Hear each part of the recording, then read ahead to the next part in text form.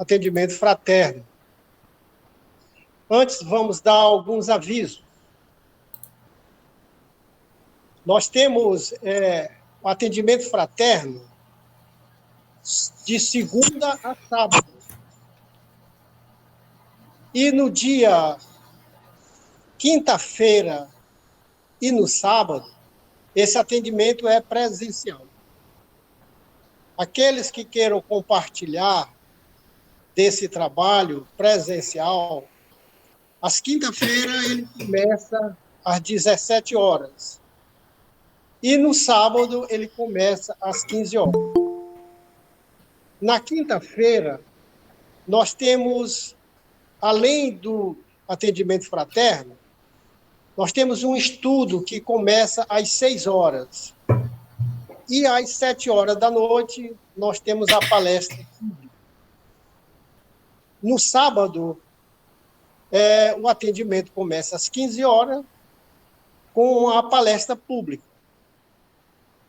E assim nós agradecemos aqueles que queiram presencial trazer aqui a sua fala, conversar, dialogar. Temos também outros trabalhos a ser desenvolvido pela casa, que é o estudos online. Esses estudos, eles acontecem diariamente na semana. Aqueles que queiram se interessar pelo estudo, entrem em contato com os nossos organizadores. Bom, amanhã, o dia 27, nós temos um convite a toda a comunidade espírita do Piauí. A nossa Federação Espírita e o Movimento Espírita do Piauí está fazendo 72 anos. Então, a federação convida as casas espíritas e a todas as pessoas que fazem o movimento espírita para assistir vários temas que serão elaborados no dia de amanhã. Começa às 14 horas e vai até às 19 horas. Há vários palestrantes de fora que virão trazer a sua mensagem do movimento espírita do Brasil. A nossa federação completa 72 anos e aqui a gente sauda com toda a harmonia para que esses eventos possam, assim, ser realizados com boas energias. E nesta sintonia, Senhor, elevamos o pensamento ao alto, onde já agradecemos ao mentor espiritual desse trabalho por nos dar esta oportunidade de aqui servir, de poder, assim, contribuir com a divulgação do Evangelho. Jesus amigo, Jesus amado, olha por todos nós, olha pela nossa casa Felinto Martins, e peço especialmente pela nossa palestrante, Rosa Almeida, que vai falar sobre o capítulo 19, A Fé Transporta Montanha. E já agradecemos a sua fala, Rosa, e pedimos ao nosso Pai, ao nosso Divino Jesus, que nos conceda a permissão para iniciarmos o trabalho de hoje. Graças a Deus. A palavra está com você, Rosinha. Você tem 45 minutos. Passa a palavra para você. Obrigada, seu Walter.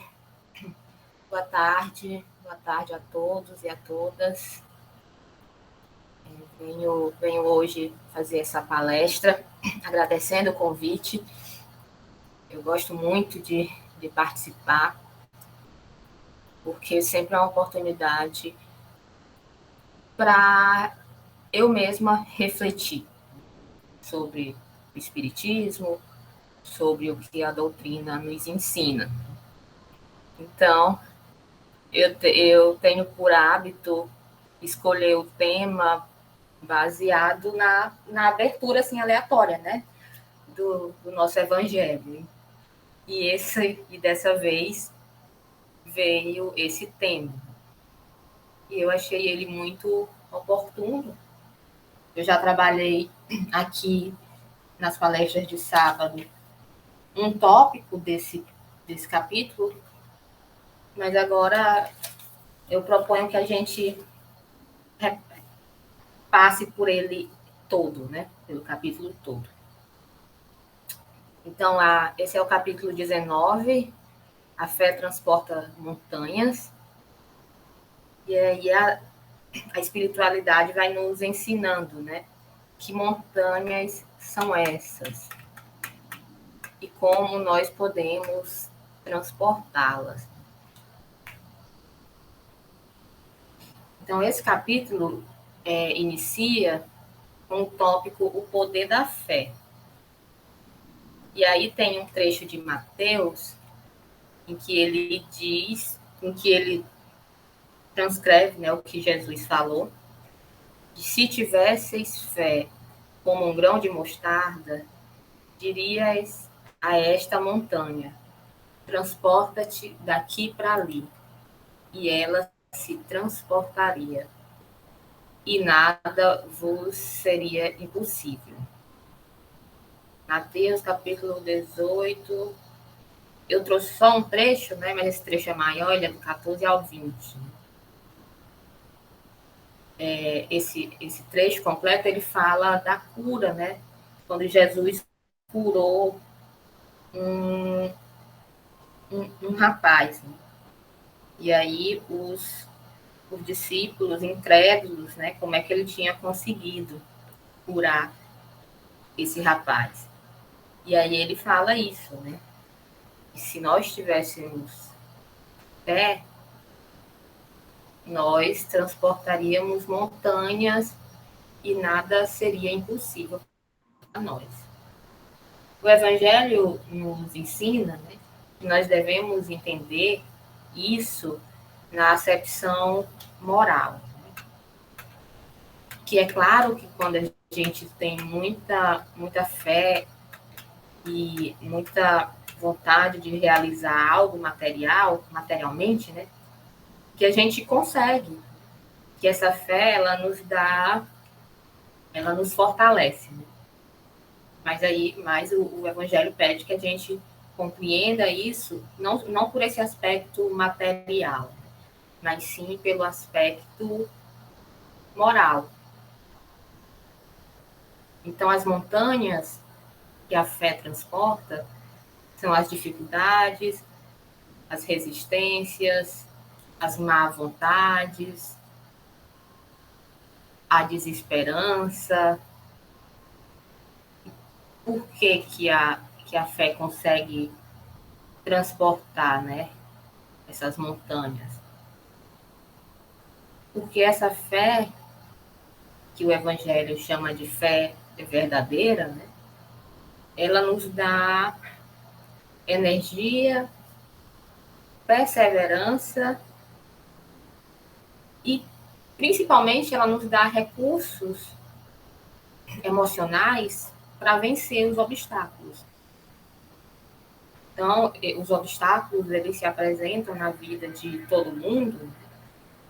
Então, independente do nosso querer, esses obstáculos, eles vão aparecer. E aí, como nós vamos lidar com eles? Se a nossa fé for verdadeira, nós vamos ter esses recursos emocionais para vencer esses obstáculos. Não sem sofrer. Assim, esse capítulo, em nenhum momento ele diz que a gente vai passar por tudo isso sem sofrimento, sem dor. Ele não diz isso, né? Nós podemos sofrer, né, nesse processo. Mas a fé, ela nos fortalece. Ela nos mostra uma saída, né? Ela nos apresenta um caminho, né? Uma possibilidade. Então, a fé robusta, ela dá essa perseverança, essa energia e esses recursos emocionais para vencer os obstáculos. Já a fé vacilante, ela é pautada na incerteza. Ela é pautada na incerteza, na hesitação e na dúvida. Ela não crê que pode vencer esses obstáculos. E por não crer que pode vencê-los, ela não procura os meios de vencer. Então, a gente sabe que nós somos muito auxiliados, né, pela espiritualidade e pelo nosso próximo, né? Mas para que a gente consiga conhecer, né, esse próximo, encontrar esse próximo, que muitas vezes vai trazer uma solução para nós, a gente precisa se movimentar. A gente precisa ir atrás. Então, quando a gente não crê que é possível vencer uma dificuldade, a gente nem vai atrás. E se a gente não vai atrás, a gente não se movimenta, né? A gente não os meios, né, os instrumentos para vencermos essas dificuldades não vão chegar até nós. Então, essa fé vacilante, ela não procura os meios de vencer porque não crê que pode vencer. Então, ela é uma fé ainda em processo, né? Ela ainda não é uma fé estabelecida. E o interessante é que, muitas vezes, a gente até pensa que tem uma fé robusta, né? Uma fé verdadeira, mas aí acontece alguma coisa e a gente se vê tendo uma fé vacilante. Mas é importante que a gente se perdoe, né? E consiga compreender que esse processo de adquirir essa fé verdadeira é um processo. Né? Então, quando acontece algo que nos abala e que a gente se pega hesitante, né? A gente tem que pegar essa situação para aprender com ela e poder ter uma fé de fato verdadeira. Afinal, a gente só vai saber se a nossa fé é verdadeira se com os testes da vida, né?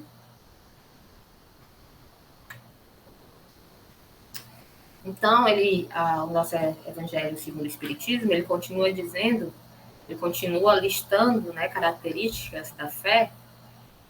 Então, ele diz que a fé verdadeira, que ele chama de fé sincera, é uma fé calma, que tem paciência para esperar, pois se apoia na compreensão das coisas.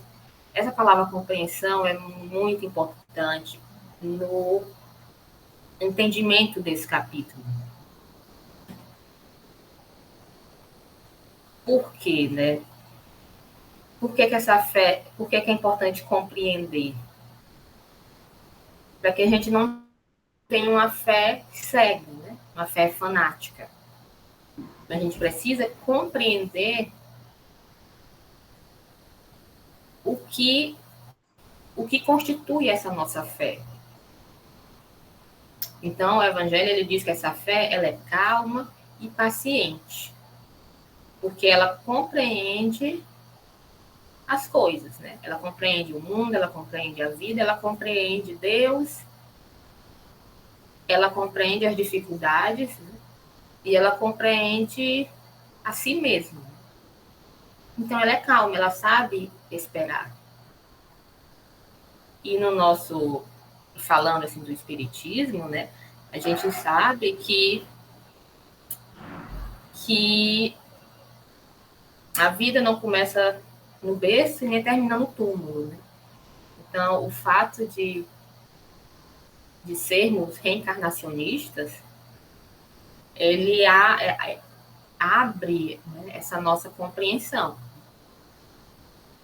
Porque A gente deve ter calma e paciência, porque a gente sabe que essa vida, né, que nós vivemos aqui agora, ela é só um ponto dentro de toda a nossa trajetória, né?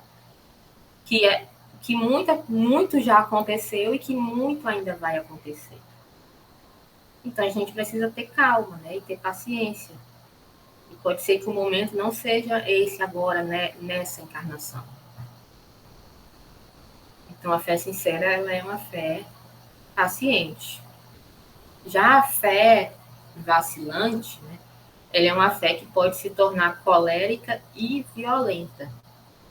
Por quê? Porque ela foi contrariada. Porque as coisas não aconteceram no momento em que ela pensou que fosse acontecer. Então, essa fé vacilante, ela pode se tornar violenta, ela pode se tornar ultrajante, né? Ofensiva a Deus, à religião, às pessoas que professam determinada religião. Porque essa fé, ela queria uma resposta imediata. E a resposta imediata geralmente não vem.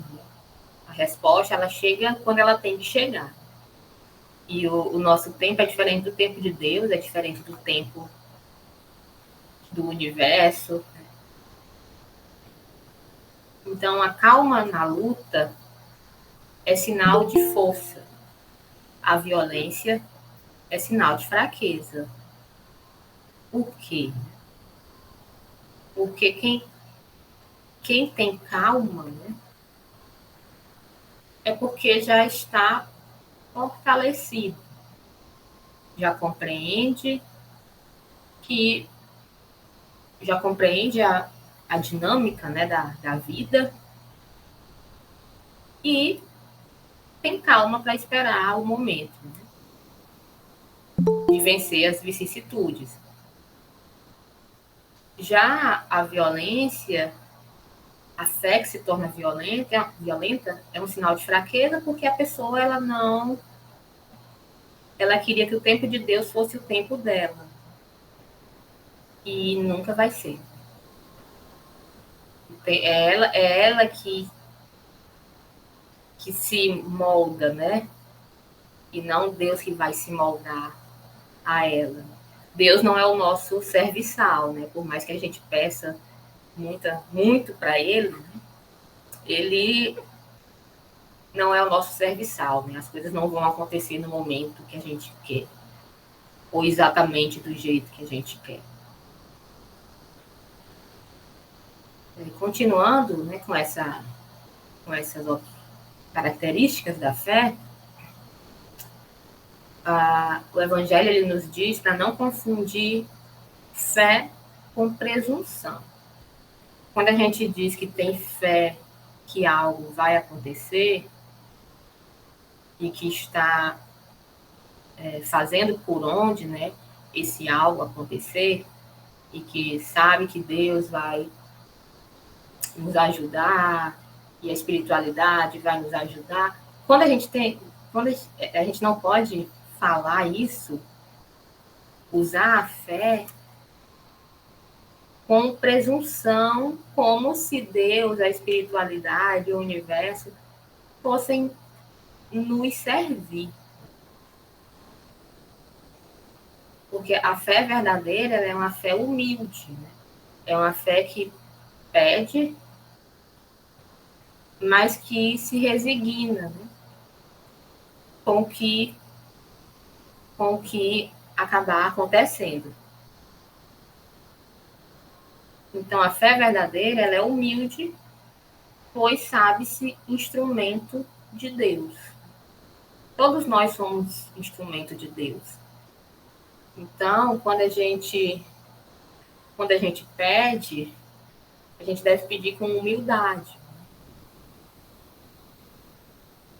Porque vai acontecer, mas pode ser que não aconteça do jeito que a gente queria, e tudo bem, né? A gente sabe que se as coisas não acontecem do jeito que a gente queria, não é por falta de amor de Deus, né? Não é porque Deus não nos ama, mas é porque todos nós uma trajetória de muitas e muitas vidas e experiências e resgates. E então as coisas não vão ser do jeito que eu aqui nessa vida, nessa encarnação quero. Porque eu trago também muita coisa de outras vidas, né? Que eu preciso resgatar, o que eu preciso aprender, que eu preciso amadurecer no meu espírito. Então, a gente tem que ser humilde, né? A nossa fé ela tem que ser humilde e não presunçosa. A presunção, ela é orgulhosa. E cedo ou tarde, ela será castigada pelo fracasso ou pela decepção. Então, quando eu sou presunçosa, né, orgulhosa, cedo ou tarde as coisas vão sair do caminho que eu quero. E aí vai vir o fracasso ou a decepção. Vocês percebam, né, que quando a fé é verdadeira e humilde, pode ser que essa pessoa tenha fracassos também, né? Sofra decepções também.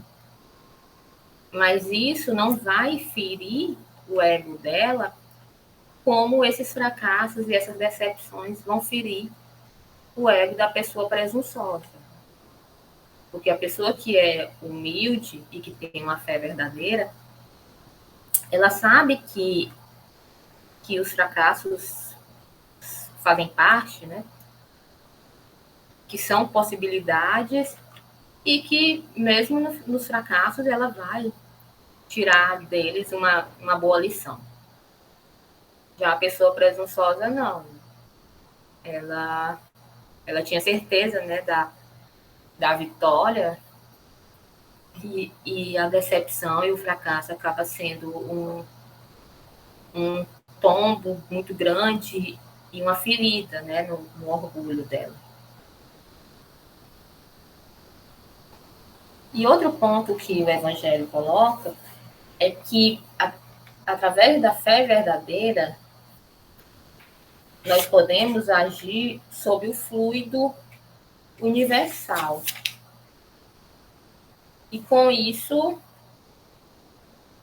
mobilizar esse fluido, né? Dando-lhe uma impulsão. Então, a fé, ela também teria ela também conseguiria, além dos aspectos emocionais e de fortalecimento interior, ela também consegue promover mobilizar essa força material para provocar, por exemplo, curas de doenças, né? Que no tempo de Cristo o fato de curar era tido como um milagre, mas que era tido como um milagre porque a humanidade daquela época não tinha conhecimentos sobre magnetismo. Então, não eram milagres, né? Seriam, na verdade, a mobilização desse fluido, mas que naquela época foi tido como milagre. E que hoje em dia nós poderíamos, através da fé, mobilizar esses fluidos para conseguir, né? Para conseguir o que ele chama de uma impulsão quase irresistível. Então, quando Jesus dizia para os seus apóstolos que eles não tinham curado porque eles não tinham fé, é porque eles estavam incrédulos, né? Que eles podiam curar. Perdão. E eles podiam curar tal qual Jesus curava, né? Pela mobilização desses fluidos.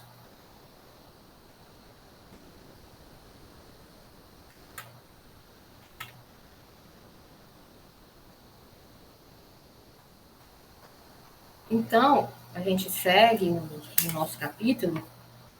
Então, a gente já entendeu que essas montanhas, né, que o capítulo fala, são essas montanhas de dificuldades, de dores, de sofrimentos. E nós podemos transportá-las, traspassá-las, né, pela fé, né, pela fé verdadeira. Então, seguindo, né, no próximo tópico, o Evangelho nos fala sobre a condição da fé inabalável. Qual seria a condição para se ter uma fé inabalável? A fé, ela pode ser raciocinada ou cega. A fé cega é aquela que não examina nada e cujo excesso pode se tornar fanatismo. Então, a fé cega, ela assimila tudo, né? Ela não questiona, ela não analisa, ela não duvida, ela vai acreditando. Né? E esse excesso pode se tornar fanatismo. Né? O Evangelho nos diz ainda que a fé cega é demonstrar impotência em demonstrar que se tem razão.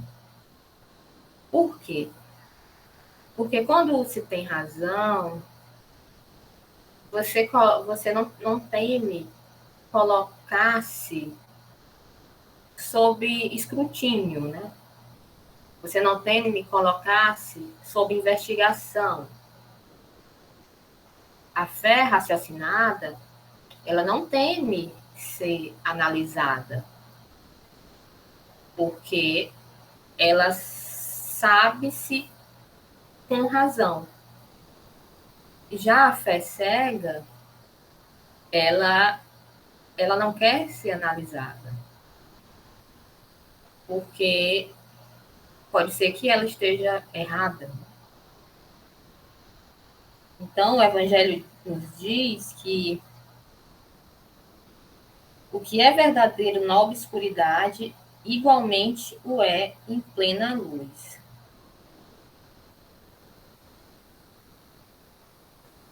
Então, a fé raciocinada, ela não teme a razão. Ela não teme ser estudada, ela não teme ser analisada, porque ela se baseia exatamente no raciocínio, né? Então, ela não pode temer as luzes, né, como ele fala. Porque aquilo que era verdadeiro no século XIX, né, quando Kardec codificou as obras, permanece verdadeiro. E de lá para cá, a ciência se desenvolveu, muita coisa se desenvolveu. E esse livro, né, que a gente está estudando, ele é do século XIX. E isso tudo permanece verdadeiro. Então, a nossa fé é uma fé raciocinada. Né? A fé, ela não se prescreve nem se impõe. Ela se constrói. Né? Quem a procura, a encontra, pois as provas se multiplicam ao seu redor. Então, a fé raciocinada, ela se constrói. Por que ela se constrói? porque ela se apoia sobre fatos e lógica. Então, ela não é simplesmente assimilada, né? De uma hora para outra. Ela é uma fé em que você estuda, em que você observa, em que você observa a realidade, né? Em que você procura as provas, né? E essas provas são repletas, né? Estão ao nosso redor. Então, você observa o mundo ao qual você pertence. E você estuda até você compreender. Então, a condição da fé inabalável é a compreensão. Quando a pessoa compreende a sua fé e compreende as razões pelas quais ela crê em algo, essa fé ela se torna inabalável. Porque essa fé está fincada em algo muito concreto. Né? Ela está fincada em estudo, em raciocínio, né? Então, ela não se abala, ela não se quebra, né? Ela permanece, apesar das situações da vida, né? Então, para crer, não basta ver. É preciso, sobretudo, compreender. É o que nos diz o Evangelho. E essa compreensão ela é muito particular, né? E ela faz parte do processo de cada pessoa. Então, até por isso, você não consegue impor, né, uma fé raciocinada para alguém. Porque essa pessoa ela precisa viver o processo dela. O processo de compreensão até ela chegar a se dizer uma pessoa de fé. Então, o Emmanuel, ele até, falando sobre fé, né, ele até diz que a árvore da fé viva não cresce no coração miraculosamente. Qual acontece na vida comum, o Criador dá tudo, mas não prescinde do esforço da criatura. Então, a árvore da fé, para crescer, ela precisa do nosso esforço em compreender. Então, esse processo de compreensão, ele é muito particular de cada pessoa. Aí o Emmanuel diz ainda, né? Ninguém pode, em sã consciência, transferir de modo integral a vibração da fé ao espírito alheio, porque realmente isso é tarefa que compete a cada um. Então, a pessoa ela pode nos falar da fé dela de forma muito empolgada, e a gente pode até se empolgar, né? Mas esse fogo ele é de um pavio muito curto, né? Se a gente não se pôr a observar e a compreender, essa fé não se sustenta. E mais, assim, quando a gente se diz uma pessoa de fé, com fé, a gente precisa provar essa nossa fé pelo nosso exemplo, né? Sobretudo pelo nosso exemplo, e não só pelas nossas palavras.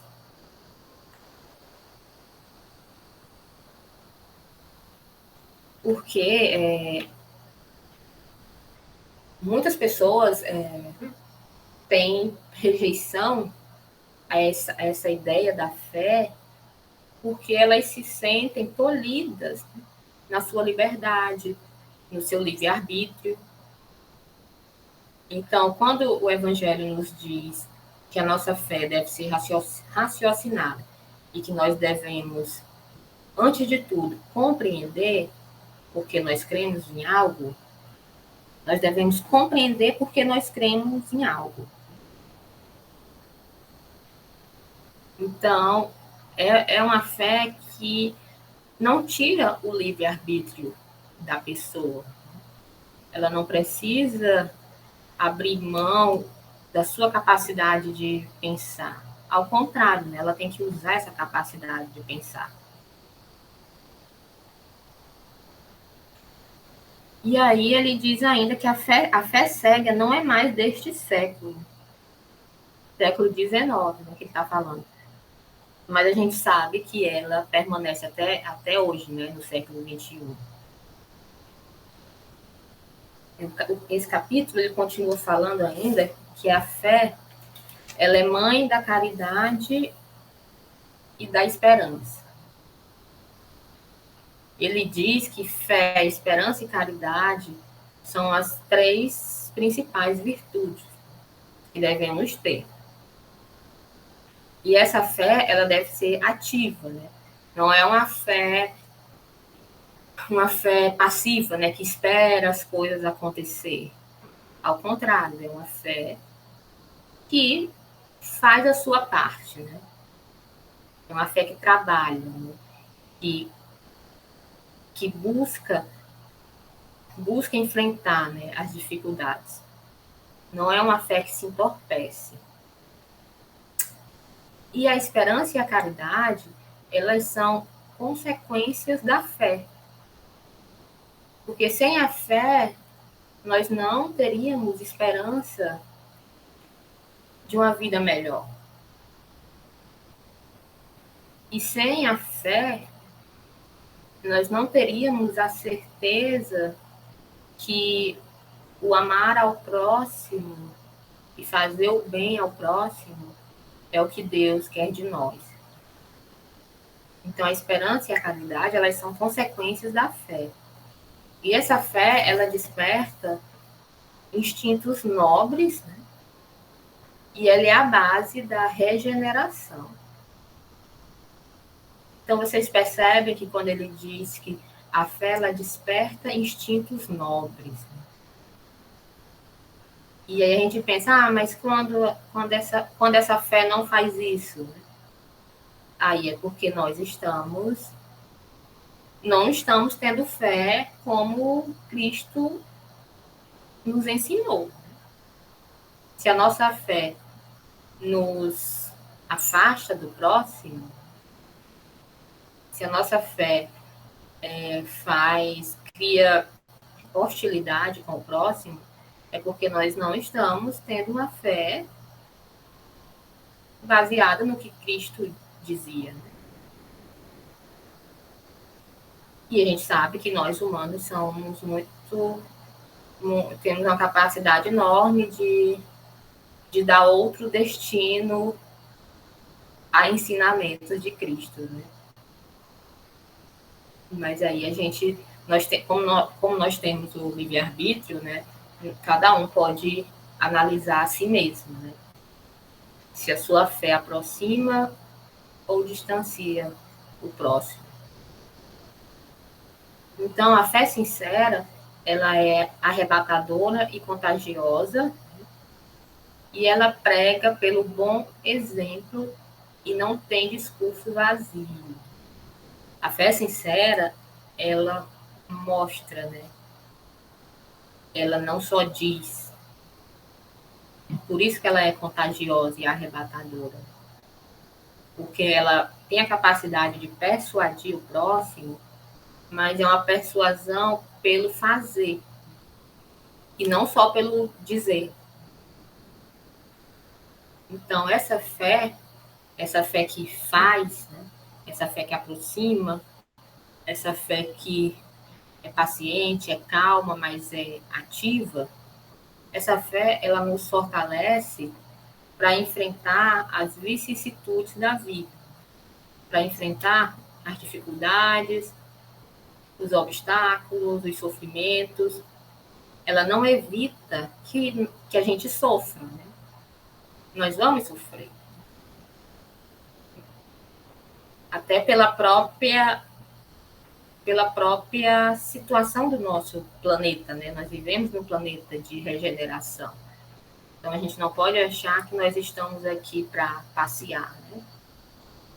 Nós temos dívidas, né? Nós temos resgates e processos evolutivos, né? Nós estamos em processo. Então, nós vamos sofrer aqui na Terra. Mas essa fé, ela nos fortalece, né? Para enfrentar esse sofrimento e para que nós tenhamos certeza que tudo passa. Né? E tudo passa e que Deus é misericordioso. Né? E assim como há dor aqui na Terra, né, também há amor. E nós podemos ser uma das fontes desse amor, né? A nossa fé, essa nossa fé raciocinada e sincera, ela tem que nos levar a ser fonte de amor. Então, por fim, eu vou trazer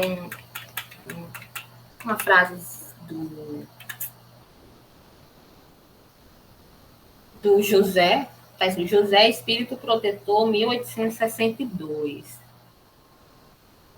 Ele diz, né, ele nos alerta, né? Não os admitais a fé sem controle, filha cega da cegueira. Amai a Deus, mas sabei porque o amas.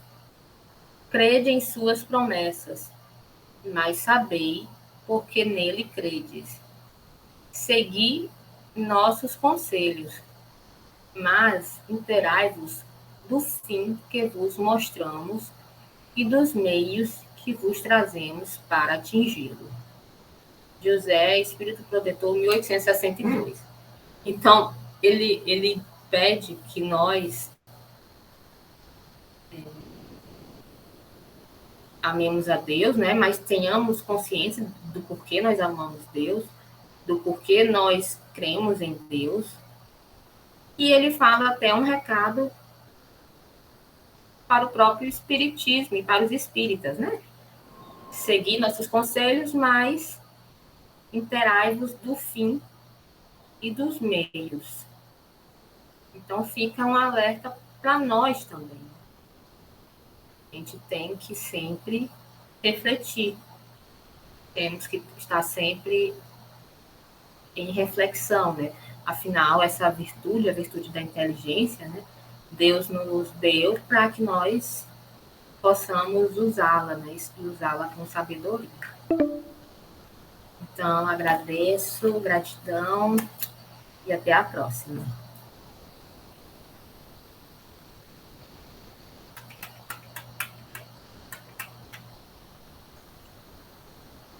Muito obrigado, minha amiga Rosa.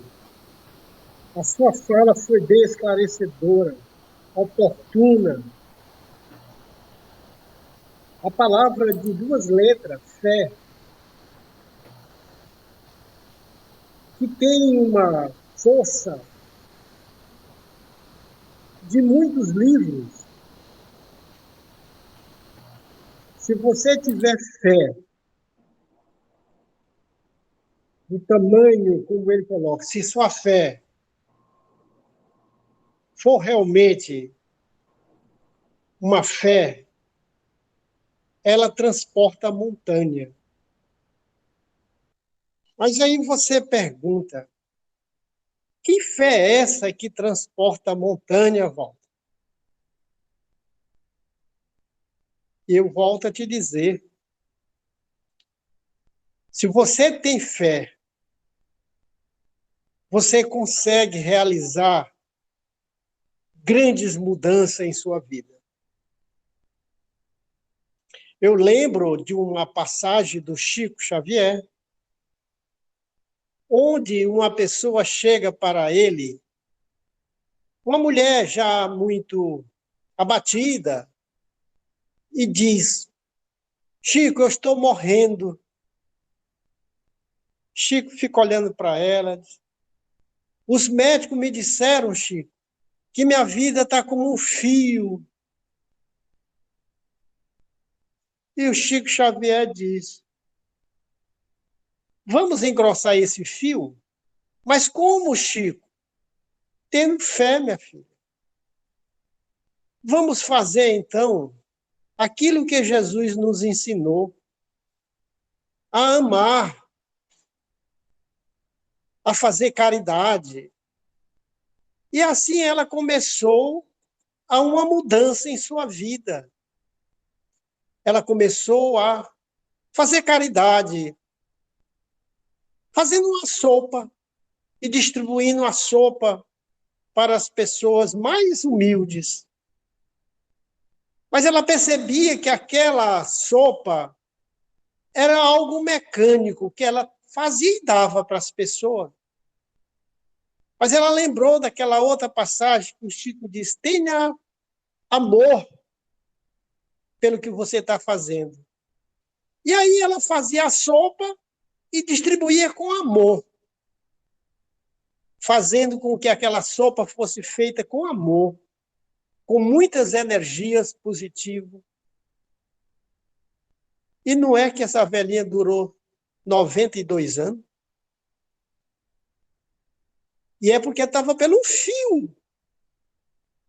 Mas quando você tem uma fé raciocinada, que você compreende que essa fé ela é desenvolvida com amor e caridade, ela lhe dá muitos anos de vida.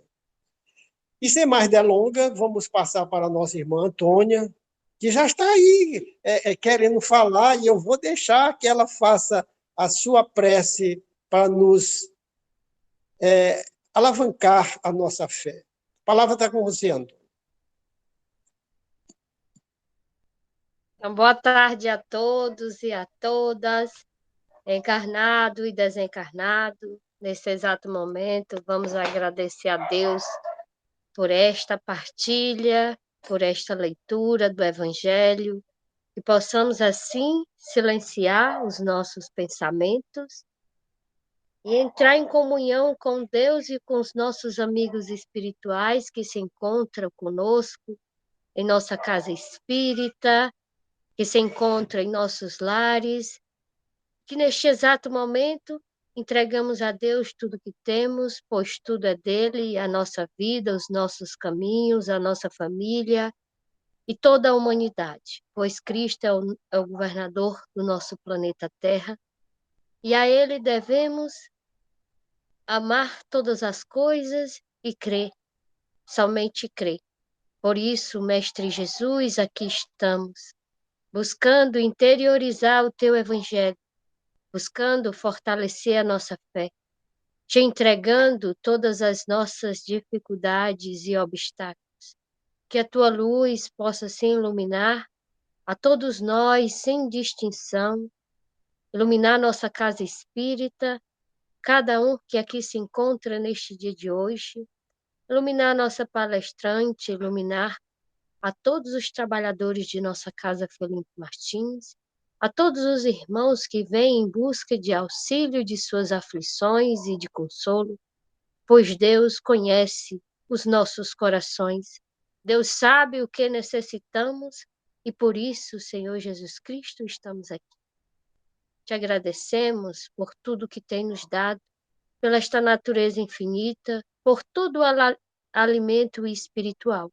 Ilumina as nossas crianças, ilumina assim os nossos anciões, ilumina, Senhor, cada ser em tratamento espiritual neste dia de hoje, e fica conosco, Senhor, e dai-nos, Senhor, a tua luz para todos sempre, que assim seja.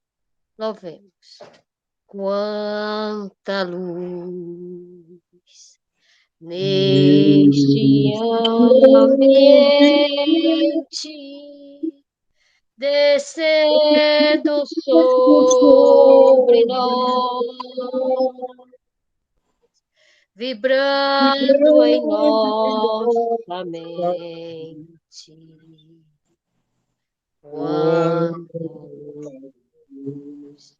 Quando assim em prece, com a alma cresce aos olhos de Jesus, quanta luz, pois em oração a voz do Mestre fala aos nossos corações, quanta luz descendo sobre nós, quanta luz, quanta luz. Louvado seja o nosso Senhor Jesus Cristo, para sempre seja louvado. Boa tarde. Muito obrigado a todos que compartilharam com esse atendimento fraterno. Que a fé, que a luz ilumine a todos. E até a próxima oportunidade, pessoal. Uma boa tarde. Obrigado, Tchau, Rosinha. obrigada. Obrigada. Boa tarde.